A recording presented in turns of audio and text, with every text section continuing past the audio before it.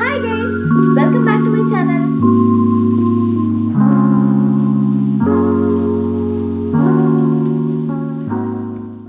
ഈ വീഡിയോയുടെ തമ്മിൽ കണ്ടപ്പോൾ നിങ്ങൾക്ക് മനസ്സിലായി കാണും ഇത് എന്തിൻ്റെ വീഡിയോ ആണെന്നുള്ളത്.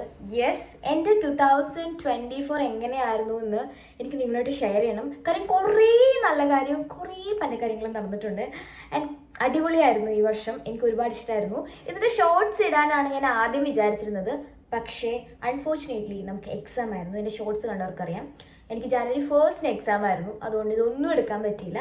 അത് എന്തുകൊണ്ടും നന്നായി. കാര്യം ഷോർട്ടിൽ ഒതുക്കാൻ ഉള്ള സാധനം അല്ല ഇത്. അത്രയ്ക്കുണ്ട് കഥകൾ, കുറേ കഥകളുണ്ട്. അതൊക്കെ എനിക്ക് നിങ്ങളായിട്ട് ഷെയർ ചെയ്യണമെന്ന് തോന്നി. അപ്പം നമുക്ക് നേരെ വീഡിയോയിലേക്ക് കിടക്കാം. Before jumping into that, നമുക്ക് ഈ ഒരു സംഭവം, അതായത് ഈ 2024 കുറേ നല്ല കാര്യങ്ങൾ സംഭവിച്ചുകൊണ്ട് തന്നെ എനിക്കുണ്ടായ പല മോശ കാര്യങ്ങളും ഞാൻ മറന്നേ പോയായിരുന്നു. വേറൊന്നുമല്ല, എനിക്കൊന്നും ഓർമ്മയില്ല. ഞാൻ ഇങ്ങനെ ആലോചിക്കായിരുന്നു എൻ്റെ 2024 എങ്ങനെയായിരുന്നു എന്ന് ഞാൻ ആലോചിച്ചു. പക്ഷെ എനിക്കൊന്നും കിട്ടിയില്ല. അതിനെന്നെ സഹായിച്ചത് വേറൊന്നുമല്ല, ഇൻസ്റ്റാഗ്രാമാണ്. ഞാനൊരു ഇൻസ്റ്റാ പേഴ്സൺ ആണെന്ന് എനിക്ക് പറയാൻ പറ്റും. കാര്യം എല്ലാ കാര്യങ്ങളും ഞാൻ ഇൻസ്റ്റാഗ്രാമിൽ എന്ത് ചെയ്യും, അപ്ഡേറ്റ് ചെയ്തുകൊണ്ടേയിരിക്കുന്ന ഒരാളാണ്. സോ ഞാൻ ഓരോ ഡേറ്റിലെ സ്റ്റോറീസ് ഇങ്ങനെ നോക്കി എൻ്റെ മൂഡ് എങ്ങനെയായിരുന്നു, എൻ്റെ അപ്ഡേറ്റ്സുകൾ എങ്ങനെയായിരുന്നു, ഇങ്ങനെ നോക്കിയാണ് ഞാൻ ഈ സാധനം പ്രിപ്പയർ ചെയ്തെടുത്തേക്കുന്നത്. ഇതില്ലാണ്ട് എനിക്ക് ഒന്നും ഓർമ്മയില്ല. ശരിക്കും പറഞ്ഞാൽ എന്തെങ്കിലും ടാബ്ലറ്റ് കഴിക്കണം, ഇത് വേണ്ടിയിട്ട് ഒട്ടും ഓർമ്മയില്ലായിരുന്നു. എന്തായാലും നമുക്ക് അതെനിക്ക് പറയണമെന്ന് തോന്നി. നമുക്ക് ഈ 2024 കഥകൾക്ക് മുന്നേ 2023 ലാസ്റ്റ് കുറച്ച് സംഭവ വികാസങ്ങളൊക്കെ എൻ്റെ ലൈഫിൽ നടന്നായിരുന്നു. ആൻഡ് അതിലെന്ന് പറയുമ്പോഴത്തേനും അത് എനിക്ക് ഫുള്ളി എൻ്റെ വെരി പ്രൈവറ്റ് സ്പേസിൽ നടന്ന ഒരു കാര്യമാണ്. അതുകൊണ്ട് എനിക്കത് ഈ ഒരു പ്ലാറ്റ്ഫോമിൽ ഷെയർ ചെയ്യാൻ പറ്റില്ല. അങ്ങനത്തെ ഒരു കാര്യമായിപ്പോയി. Really sorry for that. അപ്പോൾ ആ സംഭവത്തിന് എന്താ പറയുക, ഞാൻ എൻ്റെ അതിലൊരു ചുരുക്ക സംഭവങ്ങൾ പറയാം. നിങ്ങളിപ്പോൾ കാണുന്ന കാര്യം അതിപ്പോൾ തെറ്റാണെന്ന് നിങ്ങൾക്ക് തോന്നിയാൽ you should raise your voice. മസ്റ്റാണ്. അത് നിങ്ങൾ ഒരു റിഗ്രറ്റും വിചാരിക്കേണ്ട. And I am so proud of myself ഞാൻ അങ്ങനെ ചെയ്തതിൽ. പക്ഷേ ആഫ്റ്റർ ദാറ്റ് അവർ നിങ്ങളുടെ ബദ്ധശത്രുക്കളായിരിക്കും ഗൈസ്. അത് വിട്ടേക്കാം, ലീവ് ദം. നമുക്ക് നമ്മുടെ ഒരു ലൈഫിൽ കുറേ അധികം കാര്യങ്ങൾ ചെയ്തെടുക്കാനുണ്ട്. നമുക്ക് അതിലേക്ക് ഇങ്ങനെ ഫോക്കസ് ചെയ്യാം. നമ്മൾ ഇത് തന്നെ ഫോക്കസ് ചെയ്തിട്ട് കാര്യങ്ങളൊന്നും വെടിപ്പായിട്ട് നടക്കുന്നില്ല. പിന്നെ അതും കൂടെ ഫോക്കസ് ചെയ്ത് നമ്മുടെ അവസ്ഥ ഒന്ന് ആലോചിച്ച് നോക്കി ബാഡാവും. സോ അതായിരുന്നു ആ ഒരു സംഭവം. അതായത് നമ്മൾ അങ്ങനെയൊക്കെ കഴിഞ്ഞു. ഞാൻ പിന്നെ കാത്തൂൻ്റെ ഒക്കെ കൂടെ ആയി. അങ്ങനെ അപ്പാർട്ട്മെൻറ്റ്സ് മാറി, റൂം മാറി, വീട് മാറി, ഇങ്ങനെ നമ്മൾ ഈ മൈഗ്രേറ്റ് ചെയ്ത് ഇങ്ങനെ നടക്കുമായിരുന്നു. അങ്ങനെ എനിക്ക് തോന്നുന്നു 2024 ഒരു തുടക്കം, ഒരു മെയ് വരെ, അതായത് എൻ്റെ ബർത്ത്ഡേ വരെയൊക്കെ എനിക്ക് ഓക്കെ ആയിരുന്നു. പക്ക സ്മൂത്ത് ലൈഫ്. എന്താ കൊച്ചി ഗേൾ എന്നൊക്കെ പറഞ്ഞിട്ട് അങ്ങ് നടക്കായിരുന്നു. ഓർക്കുമ്പോൾ തന്നെ തലവെടുക്കുന്നു.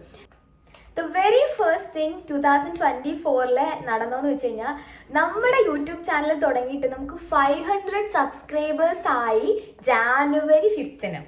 ഓക്കെ, അതായിരുന്നു നമ്മുടെ ഫസ്റ്റ് അച്ചീവ്മെന്റ് എന്ന് പറയുന്നത്. I am so proud of myself. അത് നമുക്ക് ഈ ഒരു ഇൻസ്റ്റഗ്രാമിൽ 500 ഫോളോവേഴ്സിനെ കൂട്ടാൻ വെരി സിമ്പിൾ. പക്ഷേ നമ്മുടെ യൂട്യൂബ് ചാനലിൽ നമ്മൾ ഒരു സബ്സ്ക്രൈബറിനെ കൂട്ടണമെങ്കിൽ തന്നെ നമ്മുടെ എഫേർട്ട് ഭയങ്കരമായിരിക്കും. കാര്യം ഇച്ചിരി പാടാട്ടോ ഇതിലൊരു 500 ഒക്കെ ഒപ്പിക്കാന്ന് പറഞ്ഞു കഴിഞ്ഞാൽ. ഞാൻ തുടങ്ങിയപ്പോൾ 100 സബ്സ്ക്രൈബേഴ്സ്, 100K 200K, ഇതൊക്കെ സിമ്പിളല്ലേ?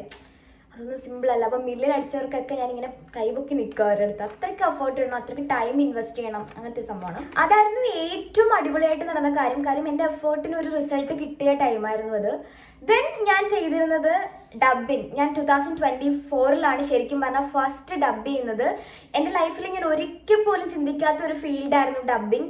എനിക്കതിൽ എത്തിപ്പെടാൻ വേണ്ടിയിട്ട് കാരണമായത് ഐ ഗോട്ട് അജന്യ.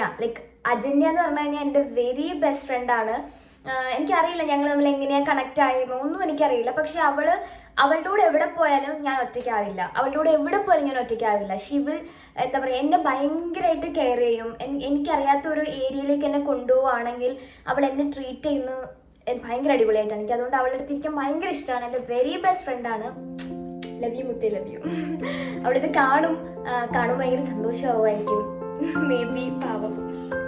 കാണുവാണെന്നുണ്ടെങ്കിൽ അജന്യ താഴെ കമൻറ്റ് ചെയ്യണം എനിക്ക് വേണ്ടിയിട്ട്. ഓക്കെ, അതായിരുന്നു നമ്മുടെ 2024 നടന്ന വേറൊരു സംരംഭം. ആൻഡ് 2024 ഡബ്ബിംഗ് എന്ന് പറയുന്ന ഒരു സ്റ്റുഡിയോ, ആ ഒരു സ്റ്റുഡിയോയിലേക്ക് പോവുക, ഡബ് ചെയ്തൊന്നും ഞാൻ എൻ്റെ സ്വപ്നത്തിൽ പോലും വിചാരിക്കാത്തൊരു സംഭവമായിരുന്നു. ആൻഡ് അത് അടിപൊളിയായിരുന്നു. ഒരു അടിപൊളി എക്സ്പീരിയൻസ് ആയിരുന്നു. കുറേ ആളുകളെ പരിചയപ്പെട്ടു. കുറേ ആളുകൾ പരിചയപ്പെട്ടു. കുറേ നല്ല ആൾക്കാരായിരുന്നു എല്ലാവരും. നമ്മളെ നല്ലതായിട്ട് നോക്കും. വിഷ്ണു ചേട്ടൻ, സായു ചേട്ടൻ, ഇവരൊക്കെ ഭയങ്കര അടിപൊളിയാണ്. നമ്മളെ ഭയങ്കരമായിട്ട് എനിക്ക് ഡബിങ്ങിൻ്റെ ABCD അറിയാൻ പറ്റാത്ത ആളാണ്. എന്നെ ഭയങ്കര എന്താണ് ഭയങ്കര തഴയെന്ന് മോളെ അങ്ങനെയല്ല ഇങ്ങനെ വീണ്ടും വീട്ടിലേക്ക് എടുക്കും. അങ്ങനെയൊക്കെ ഭയങ്കര അടിപൊളിയായിരുന്നു ഡബിങ്ങിൻ്റെ ആ ഒരു ഇതെന്ന് പറഞ്ഞു കഴിഞ്ഞാൽ. വീണ്ടും ഡബിങ് പറയുന്നു. കാരണം ഞാൻ ഇത്രയും ഡബിങ്ങിനെ പറ്റി പറഞ്ഞു എനിക്ക് അത്രയ്ക്ക് ഇഷ്ടപ്പെട്ടു അവിടെ. അതാണ് നിങ്ങൾ മനസ്സിലാക്കേണ്ടത്. നമുക്ക് ഇഷ്ടപ്പെട്ട ആൾക്കാരെ പറ്റി നമ്മൾ കുറേ സംസാരിക്കത്തില്ല, അതേപോലെയുള്ള എല്ലാ കാര്യവും. ആൻഡ് നെക്സ്റ്റ് എന്ന് പറഞ്ഞു കഴിഞ്ഞാൽ എനിക്ക് എൻ്റെ അടിപൊളി ബർത്ത്ഡേ ആയിരുന്നു 20th ബർത്ത്ഡേ എന്ന് പറയുന്നത്. എൻ്റെ ഈ കഴിഞ്ഞ മെയിൽ കഴിഞ്ഞ എൻ്റെ ബർത്ത്ഡേ ഭയങ്കര അടിപൊളിയായിരുന്നു. എനിക്ക് അജുവും ഒക്കെ നിന്നിട്ടാണ് അടിപൊളിയായിട്ട് ആ ബർത്ത്ഡേ സെലിബ്രേറ്റ് ചെയ്യാൻ പറ്റിയത്. കാര്യം എന്താണെന്നറിയോ, എൻ്റെ ലൈഫിൽ ഞങ്ങളുടെ വീട്ടിലെന്ന് പറഞ്ഞു കഴിഞ്ഞാൽ അച്ഛൻ അങ്ങനെ സെലിബ്രേഷൻസിനോട് താല്പര്യമുള്ള മനുഷ്യനല്ല. സോ അതുകൊണ്ട് തന്നെ നമ്മൾ ഈ ബർത്ത്ഡേ ഒന്നും നമുക്ക് കേക്ക് പായസമൊക്കെ വെക്കും, മിഠായി കൊടുക്കും, അതൊക്കെ ഉള്ളു. കേക്ക് അല്ലാതെ ഒരു വലിയ പാർട്ടി ആയിട്ടൊന്നും നടത്തുന്ന ഒരു ഇഷ്ടക്കുറവുണ്ട് അച്ഛന്. അപ്പോൾ അതുകൊണ്ട് തന്നെ എനിക്ക് അങ്ങനെ ആഘോഷിക്കാറില്ല. ആൻഡ് വെരി ഫസ്റ്റ് ടൈം ആയിരുന്നു എൻ്റെ ബർത്ത്ഡേ അത്രയും ആൾക്കാർ വന്ന് അത്ര അടിപൊളിയായിട്ട് എൻ്റെ വെരി ക്ലോസ് ആയിട്ടുള്ള സർക്കിൾ വന്നിട്ട് എൻ്റെ ബർത്ത്ഡേ സൂപ്പറായിട്ട് ആഘോഷിച്ചു. അത് ഞാൻ ഒരിക്കലും മറക്കില്ല. ആൻഡ് എൻ്റെ ഇൻസ്റ്റാഗ്രാം ഹൈലൈറ്റ്സ് നോക്കിയാൽ നിങ്ങൾക്കത് കാണാൻ പറ്റും. അടിപൊളി ബർത്ത്ഡേ ആയിരുന്നു. Thank you so much Aju.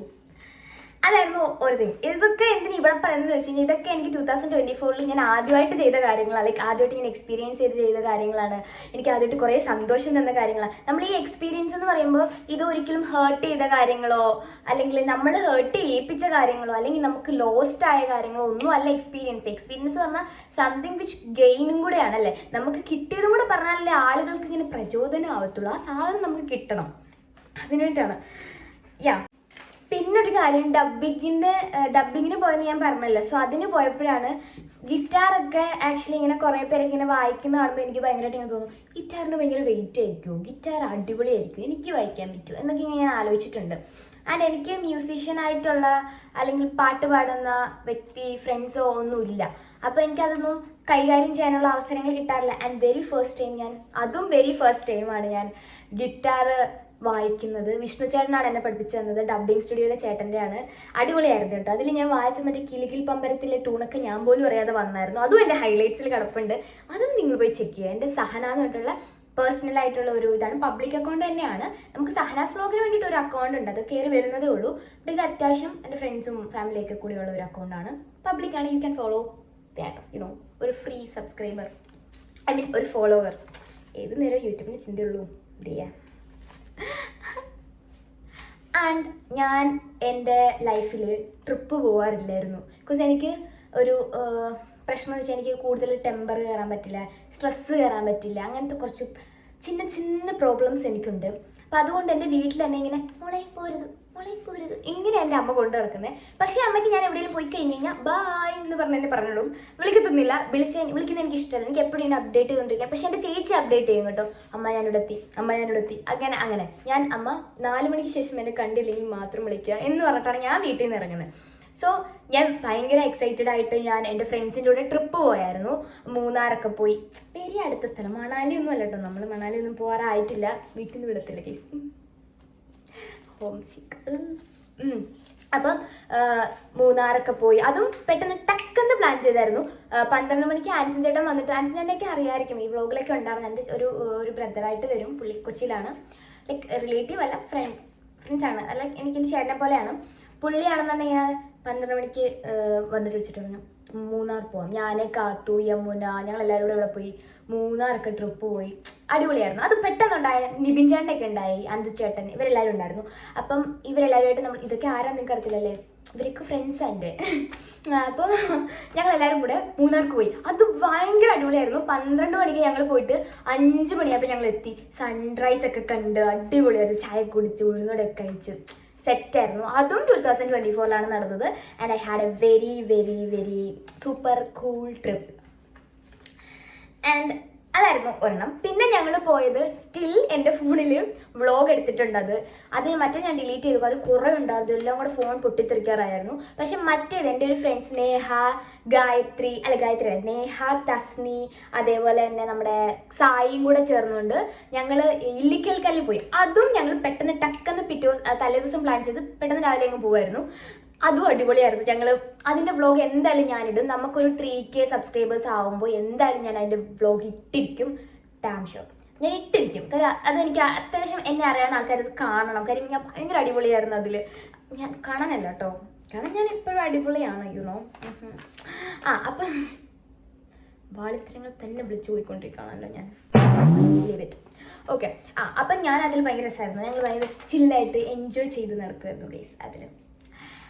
Then guys, ഇതായിരുന്നു നമ്മുടെ കഥയുടെ ഫസ്റ്റ് ഹാഫ് എന്ന് പറയുന്നത്. ഭയങ്കര ഹാപ്പി മൂഡ്. സന കൊച്ചിയിൽ കറങ്ങുന്നു, കറക്കം. എന്താ പറയുക, ഞാൻ കുറേ ആളുകളിൽ ഇങ്ങനെ ക്രൗഡഡ് ആയിട്ട് അവരെ ഇങ്ങനെ ഡിപ്പെൻഡ് ചെയ്ത് സന്തോഷം ഇങ്ങനെ ചോദിച്ച് എരന്ന് വാങ്ങിക്കൊണ്ടിരിക്കുമായിരുന്നു ഞാൻ. സന്തോഷം ആൻഡ് കുറേ അധികം കാര്യങ്ങൾ, വീണ്ടും അനാവശ്യ കാര്യങ്ങളും ഞാൻ എരന്നായിരുന്നു അവരുടെ അടുത്തുനിന്ന്. അത് ഭയങ്കരമായിട്ട് എൻ്റെ മെൻ്റൽ ഹെൽത്തിനെ ഭയങ്കര ഒരു വേസ്റ്റ് ആയിട്ടുള്ള ഒരു സിറ്റുവേഷനിലേക്ക് കൊണ്ടെത്തിച്ചായിരുന്നു. ഞാൻ തന്നെ വാ തട കുട്ട ഇങ്ങനെ വിളിച്ച് വരുത്തിയ ഒരു കുറേ പ്രശ്നങ്ങളുണ്ടായിരുന്നു. അത് എൻ്റെ ഭാഗത്തെ മിസ്റ്റേക്ക് ആണ്. ഈ ഒരു ഇയറിൽ ഞാൻ അത് ചെയ്യത്തില്ല ഞാൻ. അതാണ് എൻ്റെ റെസൊല്യൂഷനിലൊന്ന്. എൻ്റെ കാര്യം മാത്രം, ഞാനും എൻ്റെ യൂട്യൂബ് ഫാമിലിയും. സോ അതാണ് എൻ്റെ ലോകം. ഞാൻ വിശ്വസിക്കാൻ ആഗ്രഹിക്കുന്നു. നിങ്ങളിങ്ങനെ സബ്സ്ക്രൈബ് ചെയ്തൊന്നും കാണരുത് കേട്ടോ, സബ്സ്ക്രൈബ് കൂടി ചെയ്യണേ. അപ്പോൾ ഇതായിരുന്നു നമ്മുടെ ഫസ്റ്റ് ഹാഫ് എന്ന് പറയുന്നത്. ഭയങ്കര ഹാപ്പിനെസ് സ്പ്രെഡ് ഹാപ്പിനെസ് എന്ന് പറഞ്ഞ് നടക്കുമായിരുന്നു ഞാനെല്ലാം. ഇനിയാണ് നമ്മുടെ കഥയുടെ ഇൻ്റർവെല്ലിൽ ഞാനിപ്പോൾ വരാം. ഇനി മേക്കപ്പും കൂടെ ഒന്ന് ടച്ച് ചെയ്തിട്ട് ഞാൻ വരാം. കാര്യം മുഖം നല്ലപോലെ സ്വെറ്റ് ചെയ്യുന്നുണ്ട്. ഇപ്പം വരാം ഇൻ്റർവെൽ. എൻ്റെ കഥ പറയാൻ പോകുന്നതിന് മുന്നേ ഒരു കാര്യം ഞാൻ നിങ്ങളുടെ അടുത്ത് പറയാം. അത് നിങ്ങളുടെ മൈൻഡിൽ എപ്പോഴും വെക്കുക. നിങ്ങൾ ഒരിക്കലും സോഷ്യൽ മീഡിയ എന്ന് പറയുന്നൊരു സാധനത്തെ വിശ്വസിക്കാനേ പാടില്ല. അതായത് ഇപ്പോൾ എൻ്റെ യൂട്യൂബ് ചാനൽ എടുക്കുകയാണെങ്കിൽ തന്നെ ഇത് തന്നെയാണ് എല്ലായിടത്തും സംഭവിക്കുന്നത്. ഞാനൊരു 70% കാര്യങ്ങൾ എക്സ്പ്രസ് ചെയ്താലും അതിൽ 70% കാര്യങ്ങൾ ഞാൻ എക്സ്പ്രസ് ചെയ്യുമായിരിക്കും, ഇതിലൂടെ ഞാൻ കാണിക്കുമായിരിക്കും. പക്ഷെ അത് 20% ക്രിയേറ്റഡും അതിലും 50% മാത്രമാണ് നമ്മൾ ഒറിജിനലി നടക്കുന്നത്. ആ ബാക്കി 30% ഉണ്ടല്ലോ, അതെന്ന് പറയുന്നത് വെരി പ്രൈവറ്റ് ആയിരിക്കും. അപ്പം നിങ്ങൾ അത് ആർക്കും നടന്ന് ആ സംഭവത്തിൽ ഉണ്ടായിരുന്ന ആ രണ്ട് പാർട്ടീസ് ഉണ്ടായിരിക്കുള്ളൂ. ഒരു വിക്ടിമും ഒരു ക്രൈം അറ്റംപ്റ്റ് ചെയ്ത ഒരാളും, ലൈക്ക് എന്തെങ്കിലും ദോഷം ചെയ്ത ഒരാളും. അപ്പോൾ അവർ രണ്ടുപേരും മാത്രമായിരിക്കും ആ ഒരു കാര്യം കറക്റ്റായിട്ട് മനസ്സിലാവുന്നത്. ഈ സോഷ്യൽ മീഡിയ എന്ന് പറയുന്ന സാധനത്തെ വിശ്വസിക്കാനേ കൊള്ളത്തില്ല. ഞാൻ ഈ പറയുന്നത് ഭയങ്കര സത്യമാണ്. ലൈക്ക് ഇപ്പം ഞാൻ ഷെയർ ചെയ്തുകൊണ്ടിരിക്കുന്നതിൽ ഒരു കള്ളവും ഞാൻ പറഞ്ഞിട്ടില്ല. ഇതിപ്പോൾ ഞാൻ പറയുന്നതൊക്കെ ഭയങ്കര സത്യമായ കാര്യങ്ങൾ മാത്രം. പക്ഷെ ഇതിലും ലൈക്ക് ഞാൻ പേപ്പറൊക്കെ വെച്ചിട്ട് എഴുതിയാ പറയുന്നത്. അല്ലാതെ എൻ്റെ മൈൻഡിൽ അപ്പം തോന്നുന്ന സാധനം ഇതൊക്കെയാണ് പറഞ്ഞത് ക്രിയേറ്റഡ് എന്ന് ഞാൻ പറഞ്ഞില്ലേ, വേണ്ടത് മാത്രം. ബാക്കി ഇതിൽ വരാത്ത കുറച്ച് കാര്യങ്ങൾ വെരി പ്രൈവറ്റ്സ് ആണ് എൻ്റെ, മനസ്സിലായോ? അതാണ് ഞാൻ പറഞ്ഞത്. ആൻഡ് ഈ വിക്ടിം കാർഡ് കളിക്കുന്നവരുണ്ട്, ലൈക്ക് അവരെ ശരിക്കും വിശ്വസിക്കാനേ പാടില്ല. എന്താണെന്നറിയോ, ശരിക്കും ക്രിമിനൽസ് അവരായിരിക്കും. സീരിയസ്ലി വിശ്വസിക്കാനേ പാടില്ല. കാര്യം ഞാൻ എൻ്റെ ഒരു ഷോർട്സിൽ പറഞ്ഞിട്ടുണ്ട്, നമ്മൾ സ്വന്തമായിട്ട് ബ്ലെയിം ചെയ്യുന്ന ഒരു സിറ്റുവേഷൻ വരുമല്ലോ. അതായത് നീ എന്തിനെങ്ങനെ ചെയ്ത് നമ്മൾ സ്വയമേ ഇങ്ങനെ ബ്ലെയിം ചെയ്യും നമുക്ക് സത്യം അറിയാവുന്നതുകൊണ്ട് നമ്മളെ തന്നെ ബ്ലെയിം ചെയ്യുമ്പോൾ നമുക്ക് എന്ത് പറയാൻ, എന്ത് കള്ളം നമ്മളോട് പറയും, പറ്റില്ല.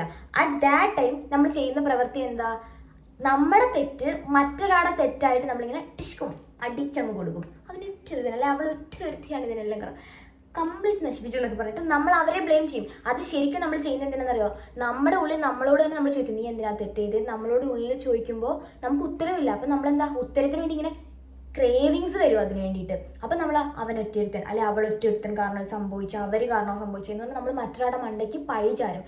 ശരിക്കും ഈ വിക്ടിം കാർഡ് സോഷ്യൽ മീഡിയയിലൂടെ വിക്ടിം കാർഡ് കളിക്കുന്ന കുറേ ആൾക്കാരുണ്ട്.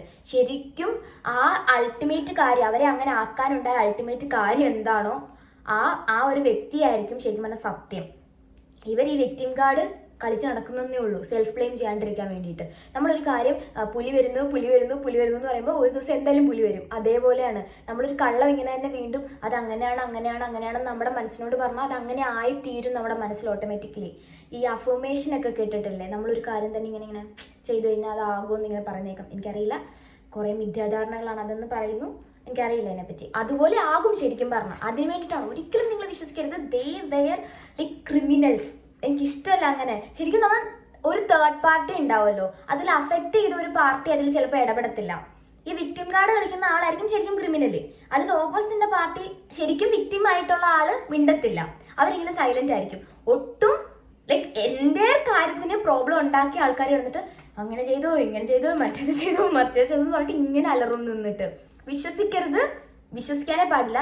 ഇവരെ രണ്ടുപേരെ ഇടയ്ക്ക് നിന്ന് ഒരു തേർഡ് പാർട്ടി ഉണ്ടായിരിക്കും. തേർഡ് പാർട്ടിക്ക് ഇവരുടെ ഭാഗവും അറിയാം, അവരുടെ ഭാഗവും അറിയാം. അവരിങ്ങനെ വണ്ടടിച്ചിട്ട് മറ്റേ എല്ലാ എന്താണ് ഹസ്ബൻഡ്സ് ഇൻ ഗോവയ്ക്കകത്ത് സലീം കുമാർ ഇങ്ങനെ വരത്തില്ലേ, അതേപോലെ ഇങ്ങനെ രണ്ടുപേരും അങ്ങനെ അതേപോലെ ആയി പോകും നമ്മുടെ അവസ്ഥ. തേർഡ് പാർട്ടി ആയ നമുക്കിങ്ങനെ ഇങ്ങനെ അല്ലല്ലോ വരണ്ടേ എന്ന് ചിന്തിക്കും. അതുകൊണ്ട് ദയവായി നിങ്ങൾ വിശ്വസിക്കരുത് സോഷ്യൽ മീഡിയ. വെട്ടിക്കളഞ്ഞിരുന്നു തന്നെ. Okay, advice from my side. അങ്ങനെ ഇങ്ങനെ കുറച്ച് പരിപാടികൾക്ക് ശേഷം എനിക്ക് എൻ്റെ ഉള്ളിൽ ഇങ്ങനെ തോന്നുകയാണ്, ഈ ക്രൗഡൊന്നും വേണ്ട, ഈ ക്രൗഡ് എനിക്ക് പറ്റുന്നില്ല. ഞാൻ ആ ക്രൗഡിൽ ഭയങ്കര സഫക്കേറ്റഡ് ആവാൻ തുടങ്ങി. ലൈക്ക് എൻ്റെ ഒരു കാര്യങ്ങളും എനിക്ക് ചെയ്യാൻ പറ്റുന്നില്ല. എൻ്റെ എല്ലാ കാര്യത്തിലും കുറേ ആളുകൾ ഇൻക്ലൂഡഡ് ആവുന്നു. ഞാൻ വെരി പേഴ്സണൽ, വെരി പ്രൈവറ്റ് ആയിട്ട് ഉള്ള ആളാണ്. എനിക്ക് കുറച്ചധികം ഫ്രണ്ട്സ്, കുറച്ചധികം എന്ന് പറയുമ്പോൾ ഒരു 2-3 ഫ്രണ്ട്സേ ഉള്ളൂ എനിക്ക് പറയാൻ. എൻ്റെ വെരി ക്ലോസ് സർക്കിളിൽ നിൽക്കുന്നത്. എനിക്ക് വേറെ ആരുടെ എൻ്റെ ഒന്നും ഷെയർ ചെയ്യാൻ താല്പര്യം ഉണ്ടാവില്ല. ഈവൻ എൻ്റെ ഡ്രസ്സ് പോലും എനിക്ക് തോന്നണം ഇന്ന ആൾക്കാർക്ക് കൊടുക്കാം, ഇന്ന ആൾക്കാർക്ക് കൊടുക്കാം. അപ്പോൾ എനിക്ക് തോന്നും, കാര്യം ആ സാധനം അവരുടെ കയ്യിൽ എത്തിപ്പെട്ടാൽ അവരത് പൊന്നുപോലെ നോക്കുമോ എന്നൊക്കെ എനിക്കൊരു ചിന്തയുള്ള ആളാണ്. അപ്പോൾ ഞാൻ അങ്ങനെ എല്ലാവരുമായിട്ടും എനിക്ക് അങ്ങനെ ഇഷ്ടമല്ല താമസിക്കുന്നത്. സോ അതുകൊണ്ട് തന്നെ എനിക്ക് പിന്നെ അതുപോലെ തന്നെ എൻ്റെ പല കാര്യങ്ങളും പെൻഡിങ് ആവാൻ തുടങ്ങി, ഇങ്ങനെ ഒരു ക്രൗഡഡിൽ നിൽക്കാൻ തുടങ്ങിയപ്പോഴത്തേന്. അപ്പം ഞാൻ എന്ത് ചെയ്തു, ശരിക്കും നമ്മൾ അങ്ങനെ നിൽക്കാൻ പാടില്ല. നമുക്ക് ഫ്രണ്ട് സർക്കിൾ വേണം. നമ്മൾ എന്ത് ചെയ്യണമെന്ന് അറിയാം, ഫ്രണ്ട് സർക്കിൾ എങ്ങനെയാണ് മെയിൻറ്റെയിൻ ചെയ്യേണ്ടതെന്ന് അറിയാമോ? അതൊരു അഡ്വൈസ് തരാം. നമ്മൾ എല്ലാ ഫ്രണ്ട്സിനെയും കാണണം, അവരോട് ചില്ല് ചെയ്യണം, അവരോട് പുറത്ത് പോകണം, ട്രിപ്പ് പോകണം, ഫുഡ് കഴിക്കണം, ഒക്കെ ശരി, ഉറങ്ങണം, ഒക്കെ ശരി, ഒക്കെ കാര്യങ്ങൾ നമ്മൾ ചെയ്യണം. പക്ഷെ എപ്പോഴാണ് ചെയ്യേണ്ടതെന്ന് അറിയാമോ? നമ്മൾ വെരി പ്രൈവറ്റ് സ്പേസിലേക്ക് മാറി കഴിഞ്ഞിട്ട് ഈ കൂട്ടത്തോടെ താമസിക്കുമ്പം 4 പേരുണ്ടെങ്കിൽ 4 പേർക്കും 4 സ്വഭാവമായിരിക്കും. ചിലതൊന്നും നമുക്ക് അക്സെപ്റ്റ് ചെയ്യാൻ പറ്റില്ല. അപ്പോൾ അവിടെ ആ ഒരു റിലേഷൻഷിപ്പിൽ എന്തുണ്ടാവുന്നത്, ബ്രേക്ക് ഉണ്ടാവുക. ശരിക്കും നമ്മൾ മാറി നിന്നിട്ട് അവർ വിളിക്കുമ്പോൾ ഇപ്പോൾ ഫോൺസ് ഒക്കെ ഉണ്ട്, അല്ലെങ്കിൽ നമുക്ക് വിളിക്കാം, വരാം, ചില്ല് ചെയ്യാം, ഒക്കെ അങ്ങനെ മെയിൻറ്റെയിൻ ചെയ്യാൻ ശ്രമിക്കുക. കാര്യം നമ്മുടെ നല്ല നല്ല ഫ്രണ്ട്ഷിപ്പുകൾ ഈ കൂട്ടത്തോടെ താമസിച്ച് പല കാര്യങ്ങളും അക്സെപ്റ്റ് ചെയ്യാൻ പറ്റാണ്ട് നമുക്ക് ലോസ് ആയി പോകും. സോ അത് നിങ്ങൾ മൈൻഡിൽ വെക്കുക. അങ്ങനെ ഞാൻ എന്ത് ചെയ്തു, നേരെ ഒരു സിംഗിൾ റൂമിലേക്ക് മാറി. ശരിക്കും പറഞ്ഞാൽ ഞാൻ ആ സിംഗിൾ റൂമിലേക്ക് മാറിയ ആ ടൈം തൊട്ടാണ് ലൈഫ് എന്താണെന്ന് ഞാൻ റിയലൈസ് ചെയ്യാൻ തുടങ്ങിയത്. സത്യം എനിക്ക് ഒരു എന്താ പറയുക, ഡിപ്രഷൻ എന്ന് പറഞ്ഞാൽ വലുതാക്കുന്നില്ല, ഒരു ആൻസൈറ്റി പ്രോബ്ലം. കാര്യം കുറേ ക്രൗഡഡ് ആയിട്ട് നിന്നിട്ട് പെട്ടെന്ന് ഞാനൊരു സിംഗിൾ റൂമിലേക്ക് മാറിയപ്പോൾ എനിക്ക് ആരുമില്ല സംസാരിക്കാൻ പോലും. ചില സമയങ്ങളിൽ ഞാൻ ഭയങ്കരമായിട്ട് ഒറ്റയ്ക്കാവും. ചിലപ്പോൾ ഞാൻ തൃശ്ശ 3 മണിക്കൊക്കെ വിളിച്ചിട്ട് വീഡിയോ കോൾ ചെയ്തിട്ട് കരഞ്ഞിട്ട് ഞാൻ തൃശ്ശയുടെ അടുത്ത് പറയും എനിക്ക് പാട്ട് പാടുത്താൽ ഞാൻ കിടന്ന് ഉറങ്ങട്ടെന്ന്. ലൈക്ക് അങ്ങനെ ഒരാളെൻ്റെ അടുത്തുനിന്ന് ഫീൽ ചെയ്യിച്ചിട്ടാണ് ഞാൻ ഉറങ്ങിക്കൊണ്ടിരുന്നത്. പെട്ടെന്നുണ്ടായ ആ ഒരു ക്രൗഡിൽ നിന്നും പെട്ടെന്ന് മാറി സിംഗിളിലേക്ക് മാറിയപ്പോൾ പല കാര്യങ്ങളും നമ്മൾ ഒറ്റയ്ക്ക് ചെയ്യേണ്ടി വരുന്നു. നമുക്ക് സംസാരിക്കാൻ ആരെയും കിട്ടുന്നില്ല. ലൈക്ക് അതൊക്കെ എനിക്കുണ്ടായിരുന്നു. പക്ഷേ അതൊക്കെ ആണെങ്കിലുണ്ടല്ലോ എൻ്റെ മക്കളെ, നമ്മുടെ ലൈഫിൽ ഒരു തവണയെങ്കിലും നമ്മൾ സിംഗിൾ റൂം എടുത്ത് പേരൻസിൽ നിന്നും ഫ്രണ്ട്സിൽ നിന്നും റിലേഷൻഷിപ്പിൽ നിന്നും ഒക്കെ മാറി വെരി വെരി പ്രൈവറ്റ് സ്പേസ് നമുക്ക് വേണ്ടി കണ്ടെത്തി കുറച്ച് നാളെങ്കിലും, മിനിമം 1 മാസമെങ്കിലും നമ്മൾ താമസിക്കണം. നമുക്ക് കുറേ റിയലൈസേഷൻസ് വരും. നമ്മുടെ ലൈഫിൽ നമ്മളോട് ആരൊക്കെ നിൽക്കുന്നു നമുക്ക് മനസ്സിലാവും. നമ്മുടെ ലൈഫ് നമുക്ക് എങ്ങനെ മാനേജ് ചെയ്യണമെന്ന് മനസ്സിലാവും. അങ്ങനെ കുറേ കാര്യങ്ങൾ പറയും. ഫണ്ട് എങ്ങനെ സെറ്റ് ചെയ്യണമെന്ന് മനസ്സിലാവും. ആൻഡ് ടൈം എങ്ങനെ യൂട്ടിലൈസ് ചെയ്യണമെന്ന് മനസ്സിലാവും.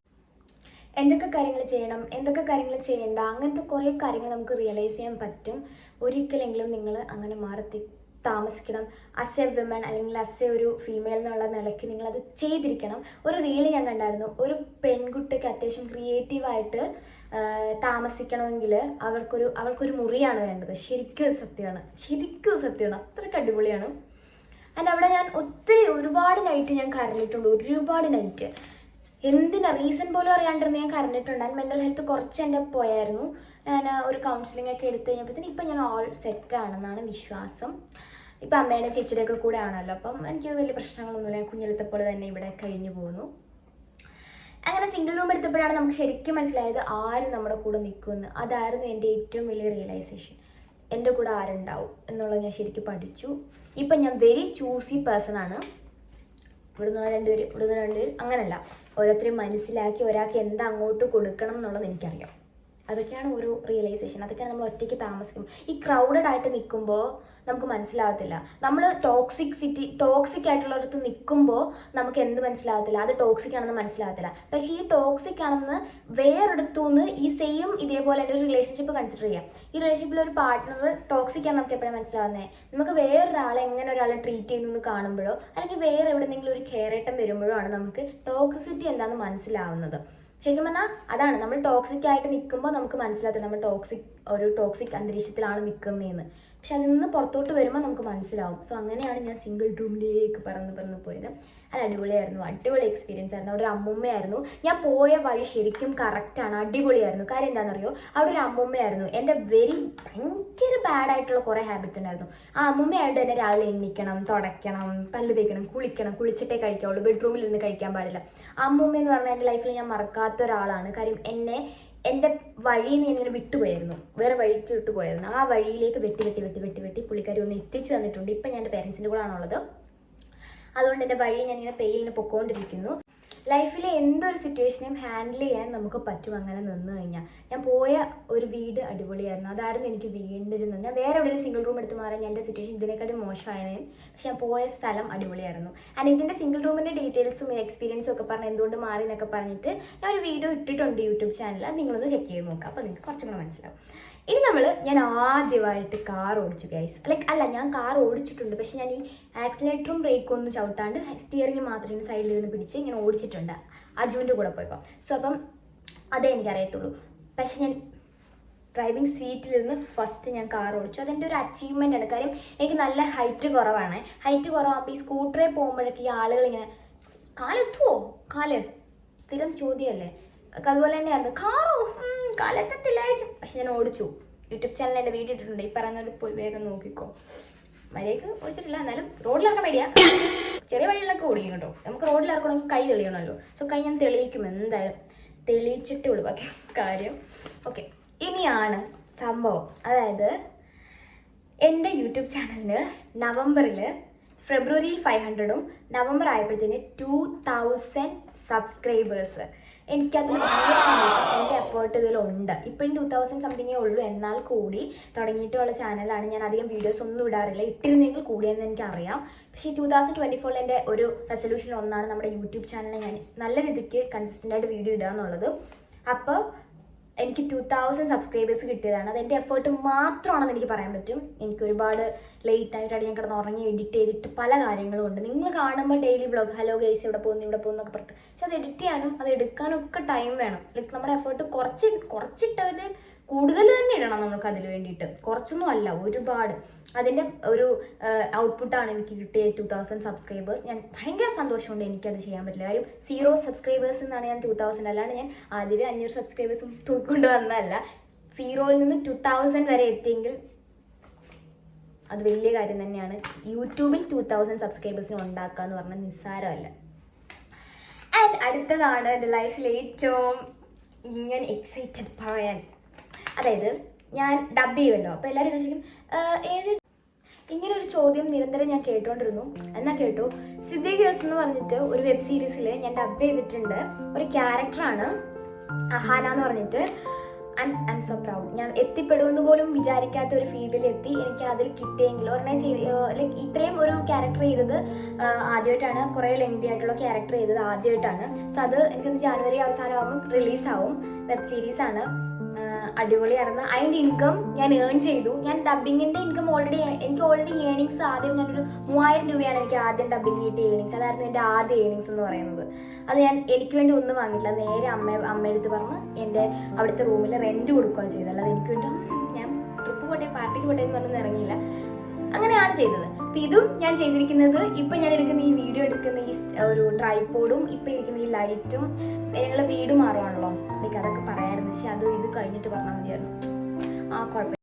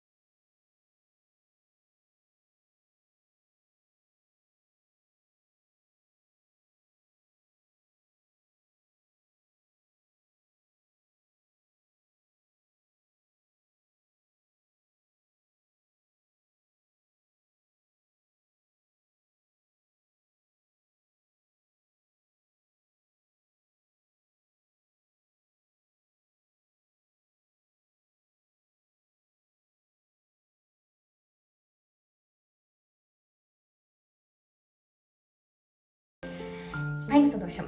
എനിക്ക് എന്നെ എങ്ങനെ നിയന്ത്രിക്കണമെന്ന് മനസ്സിലായി, എൻ്റെ ലൈഫ് പോകുന്ന മനസ്സിലായി, എല്ലാം എനിക്ക് കുറേ അധികം എന്നെ ലവ് ചെയ്തവരെ മനസ്സിലായി, എൻ്റെ കൂടെ നിൽക്കുന്നവരെ മനസ്സിലായി. എനിക്ക് പീസ് കിട്ടി, പീസ് കിട്ടി. ചോക്ലേറ്റ് പോലെയൊക്കെ പീസ് കിട്ടിയെന്ന്. സമാധാനം, സന്തോഷം, സംതൃപ്തി, അതായിരുന്നു 2024 എന്ന് പറയുന്നത്. സോ 2025 എനിക്ക് എങ്ങനെയാണെന്ന് അറിയില്ല. നമുക്ക് ഇതുപോലത്തെ ഒരു വീഡിയോ 2026 ഇടാം. അപ്പോൾ എന്തായാലും സബ്സ്ക്രൈബ് ചെയ്യണം.